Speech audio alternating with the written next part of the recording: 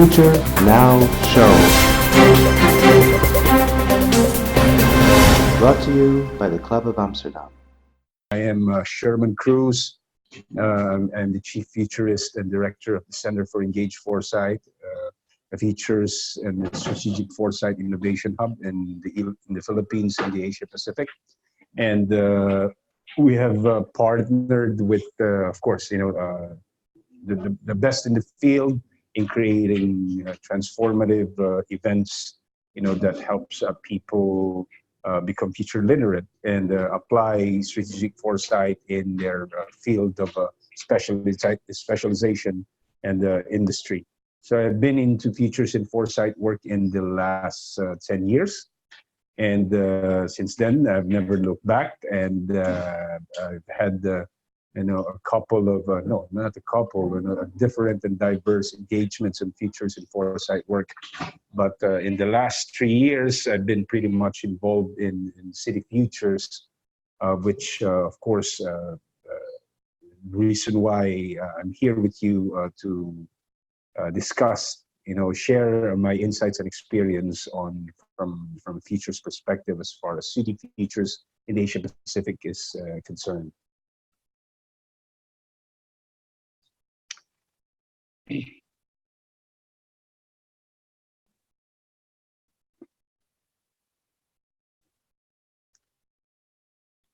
Oh, yes, of course. There are a lot of challenges, as far as Asian cities are concerned, and of course, reflecting on the workshops that I've had in different cities in Asia, specifically, Manila, and in some primary and secondary cities in Manila, like Cebu, Davao City, and of course in Indonesia, like Jakarta, and Bandung, in Malaysia, like Kuala Lumpur, of course Taiwan, and Vientiane.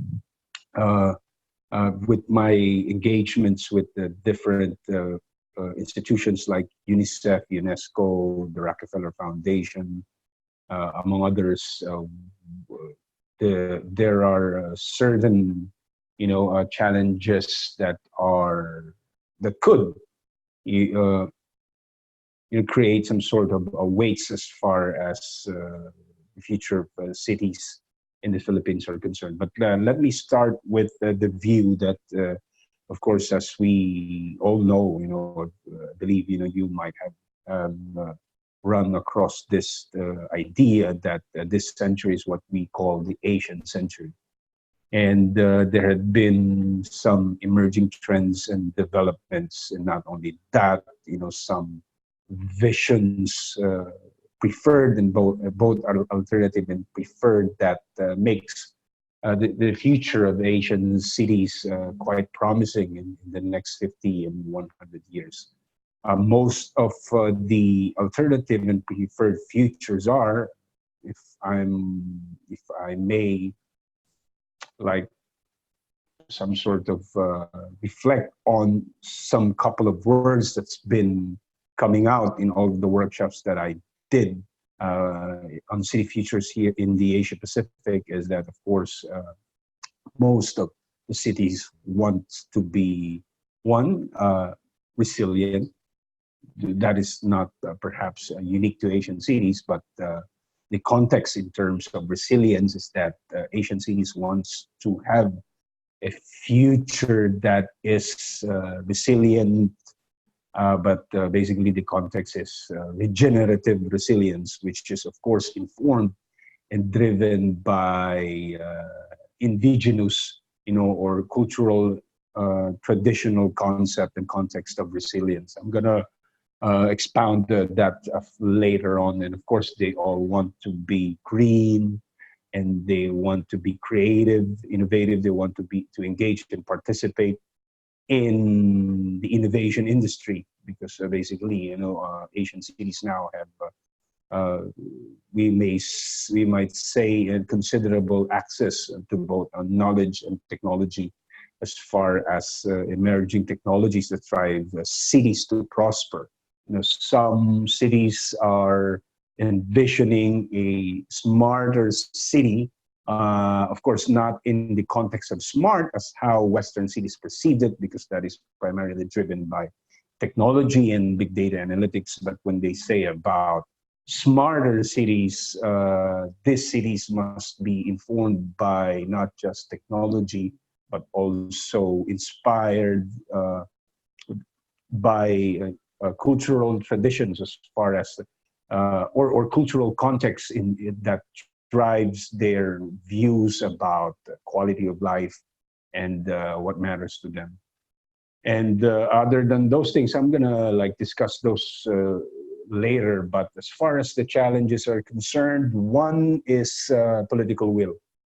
That has always been one of the major challenges that prohibits, restricts, the creation or the creation of the envisioned cities. Political will, of course, when it comes to political will, they see the role of political leaders as essential in driving the future of cities in Asia, in achieving the preferred. In Asian societies, it's pretty much different when compared in the context of Western societies, because here we have it is the system is primarily informed by I wouldn't say a metaphor, but a cultural tradition in leadership that is informed and inspired by the concept of datu and raja, which means, of course, you have an elder leader, that inspires, provokes, and triggers that the community would want to look up to, as far as village leadership is concerned. And that basically the concept is carried over as Asians start to develop their cities. Of course, the design, the way the cities are constructed, and were informed, inspired by the early concepts of the West. Basically, most of them were colonized by almost like all of the cities that I went to. Almost like similar to the Philippines, they have been colonized by Western societies by almost 300 to 500 years. And but then again, despite that, informed by urbanization, and when uh, they became independent after the Second World War, the cultural traditions and context of leaderships, informed by Asian view on how how leaders are driven and informed, is the cultural context reemerged in the process. And as I've said, one challenge is as political will. Another is, of course, resources, funding. That's always the case. But then again, the credit rating of Asian economies and societies has been going up, in the last 7 to 10 years, and that gave them an opportunity to basically like, deepen the breadth and depth in terms of access to resources, both in knowledge, soft and hard resources essential to developing the cities in the context of sustainability and urbanization. So yeah, one is our political challenges, another is resources, and of course this has always been a perpetual issue as far as Asian societies are concerned. Corruption has always been a weight and a weight of history as far as the urbanization, the challenges in the cities are concerned. And what else? Political will, funding, resources. Third is, well, what did I say? What are the other challenges? That would be, of course, it has been only in recent years that ASEAN, that countries in Asia have realized the importance of the ASEAN integration. And prior to that, they were on their own. But now that they have realized the commonality and the I wouldn't say the similarity in terms of how Asian cities are or have emerged, and of course, looking at the shared history, at their shared history, there is some sort of they reflect on others' experiences, and they see that basically they have some sort of a similar, or not really an identical cultural identity, because when you say Asian, Asians see reality on a different way. But what what makes them tight in terms of cooperation is uh, they have they are informed by the same, driven by the same values, and they look at cities in a way that is that prioritizes some essential things, like, for example, values. That's one.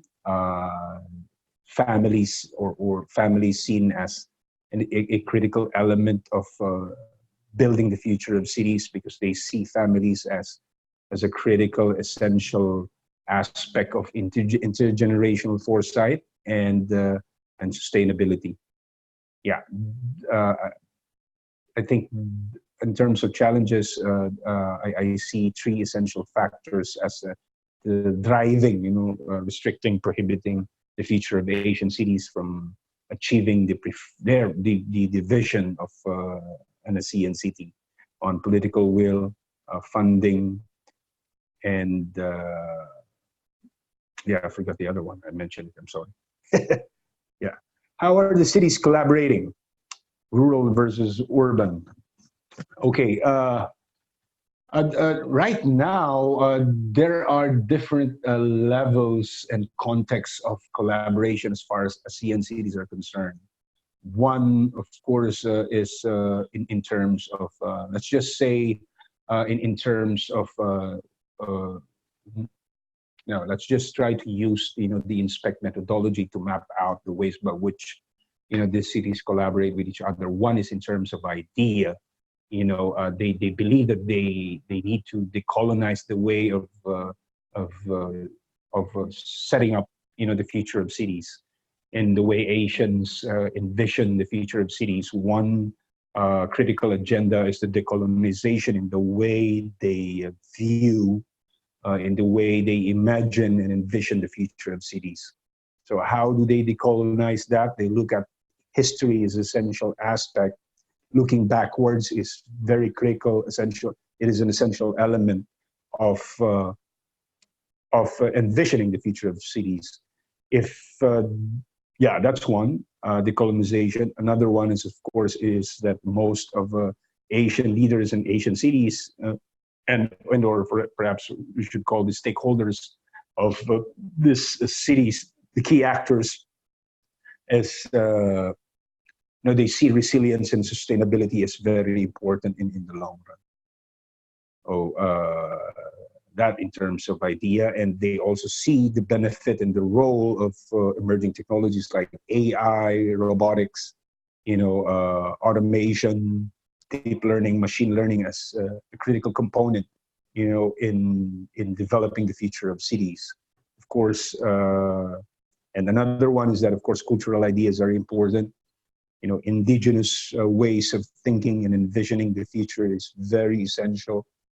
The worldview, that's important. And another is, of course, Asian societies do have a tendency of using myth and metaphor in conveying, in convincing and persuading, people, to believe, to connect in a particular vision. they always start with the story, and then of course after the story they present the data, you know, that justifies, legitimize a particular uh, policy, project, or a system. So Asian societies, as far as collaboration is concerned, we collaborate in the context of ideas. And just recently, uh, a couple of years ago, like 5 years ago, we created a network which we call the Asia Pacific Futures Network. The intent of that network is, of course, among other themes that have been discussed, is the future of cities in the Asia Pacific. And in that, what was essential is that the question about is it possible for us, ASEAN futurists, to create a way of studying, exploring, navigating the future from an Asian point of view.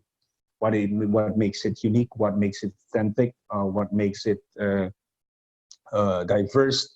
But then again, at the end of the workshop, we learned that what makes a ASEAN futurist, what makes a ASEAN futurist different from the other narrative as far as Foresight is concerned, is that we want to integrate ASEAN philosophies and ways of knowing and lenses or worldview in the way we explore and imagine the future. And apparently myth and local myth, ASEAN myth and stories, creates value as far as public policy is concerned, and in the way we envision and frame the cities. That's one. Again, the effort on climate change is advocacy, and one particular example is the Sustainable Development Goals. Cities in Asia are partnering, not just at the city context, but of course, your question about the dynamic, the collaboration, the cooperation, and the way rural and urban interact is happens at the provincial level, right? So, in the context of urban and rural, Asian societies are basically, in terms of the geography and the administrative, in terms of geographic and administrative aspects, is that the rural and urban integration happens at the provincial level. In a ASEAN society, it's not like the rural against the urban, right? Or the rural versus the urban. It's not working like that. The city is the focal point, but then the implication of the city, the life, the quality of the city is sustained by the rural areas. The city provides the jobs, it provides the skill set required, in ensuring that the rural communities could access the wealth and prosperity in the city. So yeah, while at some level you could say that in terms of access and level of in terms of access and level of integration, you could say at a certain point, there is a conflict, but then again, what I see is that there is more and more integration as far as the interests of the rural areas in city futures are concerned. Yeah. Local versus global influences. I've been hearing a lot about the globalization of things, right? Like ASEAN societies are basically like perhaps influenced by its colonial history. They're basically like open to new ideas, open to new technologies. They would, as much as they could, learn from emerging trends, learn from new ideas, and then shaped it in a way that fits their purpose. Like, for example, if if we try to look into how the Chinese societies transform or morphs an idea like socialism, right? Uh, uh, like Chinese leaders in the past have said that it doesn't matter whether it's black or white as long as it doesn't matter whether the cat is black or white as long as it catches mice. Mice could be a good metaphor, to encapsulate the way ASEAN societies localize global ideas. Uh, it's always there's always an opportunity there. It has always been like that. ASEAN societies, whether it be seen from a rural or an urban context, they've always tried, to attempted, to localize global ideas and make it their own. But the question is, with that context, are ASEAN societies or cities merely copying? No, perhaps in the last 20 years it was yes, but recently we could say yes. But I think in the last 5 years, ASEAN societies have learned how to innovate, and they've been like investing a lot on that. Yeah. So it's not about the duality of things, but ASEAN societies, cities in particular, have always been looking for opportunities, to integrate, diverse things. That's what makes Asia unique in some sense, because we are diverse. Each and every region and cities are different, but we've been good at integrating different kinds of stuff. That's why perhaps ASEAN societies as cities has been quite weird to a certain extent. But then again, that makes us like a pretty good at the same time. Yeah. The agenda has always been in the city futures that I've had.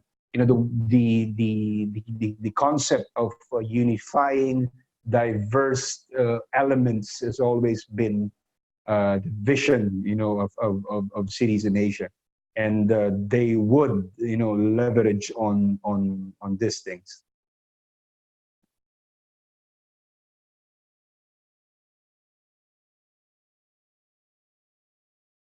Oh, what is my favorite city?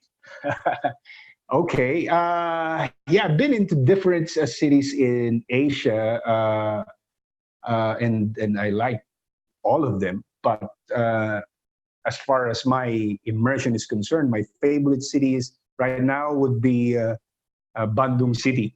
Why? Because they have really been good at designing their cities with post-modern ways of urban development, and integrating the local and the past at the same time. Like right now, Bandung City was just recently, acknowledged, recognized by UNESCO as the design city of the future. Bandung City is a city in the province of West Java, and I've been there for almost like 3 weeks, and I had the opportunity to facilitate a workshop for West Java, and the same time immersed, in have had conversation with the local political leaders, with the governor, and now who was the former mayor of Bandung City. And what impresses me about Bandung City is that, they've been building prototypes of their future smart cities. And the good stuff about that is not just about technology or smart technologies in the way they're envisioned in cities, but what I'm particularly interested and impressed by is the design in the way the smart city concept was reframed or re-envisioned. Uh, yeah, and some elements of course, Bandung is a cultural city too, right? It's not just the design city of the future, but it is a city that have integrated the cultural indigenous ways of knowing. You know, they speak Bahasa, and of course, the most important industry in Bandung is the garment industry, which is of course the batik, right? And I went into a batik workshop, and but I learned that Bandung City is some sort of using in a frame, you know, their urban and sustainable development in the way the batik was created. The batik is processed. So yeah, it's pretty kind of amazing and brilliant on how Bandung City integrates this what they have at best, what they do best, and used smart technologies in creating opportunities, you know, for what they do best. Like for example, the batik industry, you know, they're looking into using smart technologies to make the batik in the local coffee industry more profitable, and of course, yeah, and to generate wealth, you know, for the local community in the city. And other than that, of course, you know, the Bahasa is a very important essential element. Okay, yes, Felix. Oh yeah. Again, thank you very much for this quick chat on the city features in the Asia Pacific. But just to summarize what I have shared with you is that the insight is, as far as the city futures in Asia and the Pacific is concerned, is that cities in Asia, you know, is a work in progress, and then they've been looking at, they've been leveraging on many opportunities, particularly on emerging technologies and using, you know, the local resources, cultural traditions, to amplify the opportunities that they have at this time. So City Futures in Asia is looking at a sustainable, regenerative, resilient, green, prosperous Asian cities for the next 100 years. And they've been saying that as we look into the long term, Asian cities would want to be the oasis, you know, the city oasis, you know, wherein life is the quality of life are sustained, and you know, are delivered in a way that the city reinforces, you know, heritage, cultural traditions, and ways of knowing, you know, of people in Asia. Yeah, again, thank you very much to you and the Club of Amsterdam for giving me the opportunity to share some insights on features in Foresight in Asia and the city features as well.